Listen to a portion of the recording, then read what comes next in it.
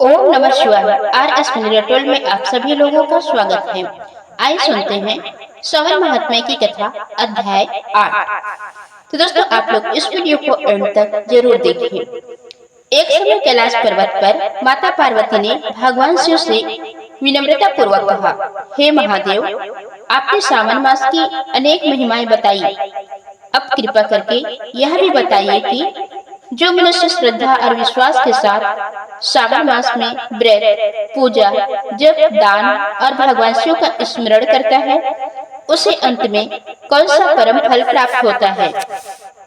भगवान शिव मुस्कुराए और बोले, हे गिरजा, यह प्रश्न अत्यंत कल्याणकारी है। जो इस रहस्य को जान लेता है, उसका जीवन धन्य हो जाता है।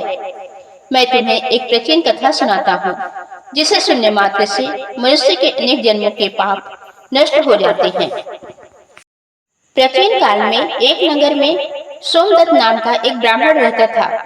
वह अत्यंत निर्धन था, परंतु भगवान शिव का अनन्य भक्त था। उसके पास धन संपत्ति नहीं थी, किंतु उसका हृदय भक्ति से भरा हुआ था।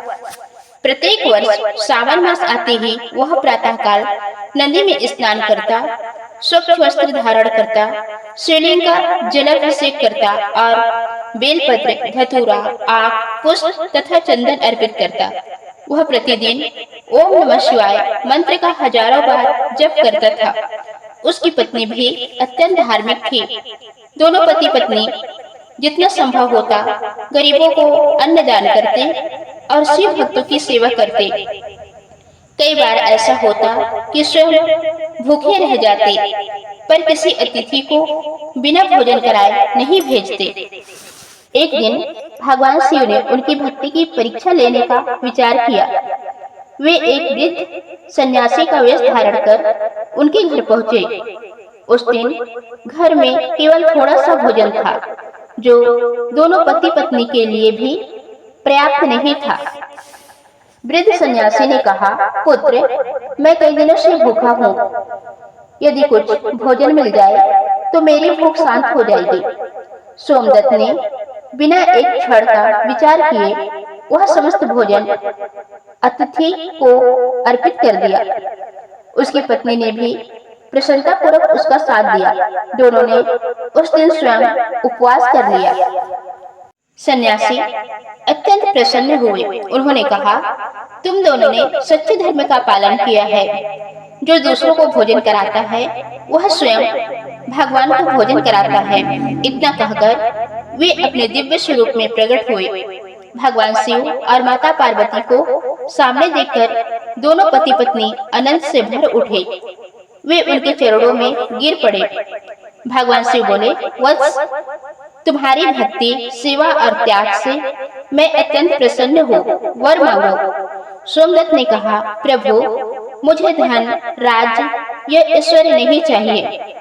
बस इतना वर दीजिए कि मेरा मन सदा आपके चरणों में लगा रहे और मेरा जीवन आपकी भक्ति में ही बीते। भगवान शिव बोले, तथास्तु। तुम्हारे घर कभी अन्न की कमी नहीं होगी। तुम्हारे परिवार में सुख समृद्धि बनी रहेगी और मृत्यु के पश्चात तुम मेरे शिवलोक को प्राप्त करोगे। उस दिन से उनके जीवन की सारी कठिनाइयां समाप्त हो गई। उनका घर धन धान्य से भर गया, किंतु उनके मन में कभी अहंकार नहीं आया। वे पहले की तरह ही विनम्र, दानी और भक्त बने रहे।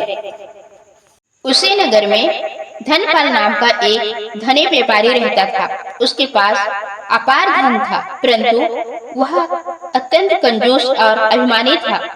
वह गरीबों की सहायता नहीं करता था और भगवान की पूजा को समय की बर्बादी समझता था। जब लोगों ने उससे कहा कि श्रावण मास में शिव जी की पूजा करने से जीवन सफल हो जाता है, तो वह हंसने लगा और बोला, यदि धन ही सब कुछ है तो पूजा पाठ की क्या आवश्यकता। कुछ समय बाद उसके परिवार में भारी हानि हुई। उसका धन समाप्त होने लगा। परिवार में कलह बढ़ गई। वह अनेक रोगों से पीड़ित हो गया। तब उसे अपनी भूल का एहसास हुआ। वह सोमदत्त के पास पहुंचा और बोला, भाई, मुझे बताओ, कि तुम्हारे जीवन में इतना सुख कैसे आया। सोमदत्त ने कहा, यह सब भगवान शिव की कृपा है। यदि सच्चे मन से श्रावण मास में उनकी आराधना की जाए तो वे अवश्य प्रसन्न होते हैं। धनपाल उसी दिन से अपना जीवन बदल दिया। उसने प्रतिदिन शिव मंदिर जाना प्रारंभ किया, गरीबों को भोजन कराया, गौ सेवा की, ब्राह्मणों का सम्मान किया और सावन के प्रत्येक सोमवार का व्रत रखा। वह प्रतिदिन रुद्राभिषेक कराने लगा और महामृत्युंजय मंत्र तथा ओम नमः शिवाय मंत्र का जप करने लगा। धीरे धीरे उसका मन शांत होने लगा। उसके व्यापार में भी सुधार होने लगा। परिवार में प्रेम लौट आया। सबसे बड़ा परिवर्तन यह हुआ कि उसके भीतर का अहंकार समाप्त हो गया। यह कथा सुनकर माता पार्वती ने पूछा, हे प्रभु, यदि कोई मनुष्य निर्धन हो और बड़े बड़े अनुष्ठान न कर सके तो क्या उसे भी समान फल प्राप्त होगा। भगवान शिव बोले, हे उमा, मैं बाहरी वैभव नहीं बल्कि मन की श्रद्धा देखता हूँ।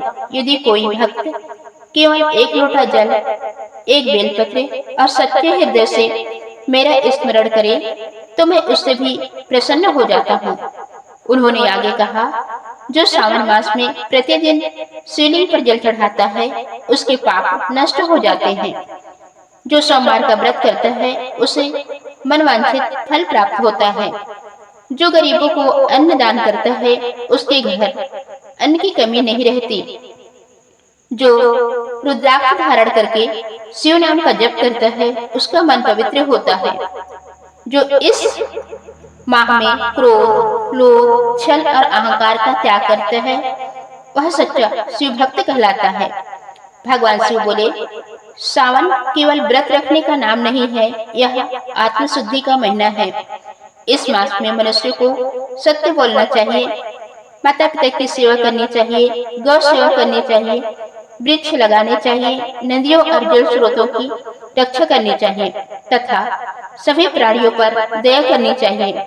उन्होंने कहा, जो व्यक्ति सावन मास में दूसरों की सहायता करता है, क्षमा भाव रखता है और अपने जीवन को धर्म के मार्ग पर चलाता है, वही वास्तव में मेरी पूजा करता है। भगवान शिव की यह दिव्य वाणी सुनकर माता पार्वती अत्यंत प्रसन्न हुई। उन्होंने कहा, नाथ, आपकी यह कथा संसार के करोड़ों लोगों का कल्याण करेगी। भगवान शिव बोले, जो मनुष्य श्रद्धा से सावन महात्म्य की इस कथा का श्रवण, पाठ या दूसरों को सुनाएगा, उसके जीवन में सुख, शांति, समृद्धि और आध्यात्मिक उन्नति होगी। उसके परिवार पर मेरी कृपा बनी रहेगी। अंत समय में उत्तम गति प्राप्त होगी। तब देवताओं ने हर हर महादेव का जय घोष किया। कैलाश पर्वत शिवमय हो उठा और चारों दिशाओं में दिव्य प्रकाश फैल गया। माता पार्वती ने भगवान शिव को प्रणाम किया और इस दिव्य कथा को लोक कल्याण के लिए पृथ्वी पर प्रचारित करने का संकल्प लिया। सावन महात्म्य का 8वां अध्याय हमें सिखाता है कि भगवान शिव को प्रसन्न करने के लिए धन नहीं बल्कि सच्ची श्रद्धा, निष्काम भक्ति, सेवा, दया, दान और विनम्रता आवश्यक है। जो व्यक्ति सावन मास में इन गुणों को अपने जीवन में अपनाता है, भगवान शिव उस पर अपनी विशेष कृपा बरसाते हैं। शिव भक्ति का वास्तविक अर्थ केवल पूजा नहीं बल्कि उत्तम आचरण, सत्य, करुणा और धर्म में जीवन जीना है। तो प्रेम से बोलिए, हर हर महादेव। दोस्तों, ये थी आज की वीडियो। उम्मीद है आपको जानकारी अच्छी लगी होगी। धन्यवाद।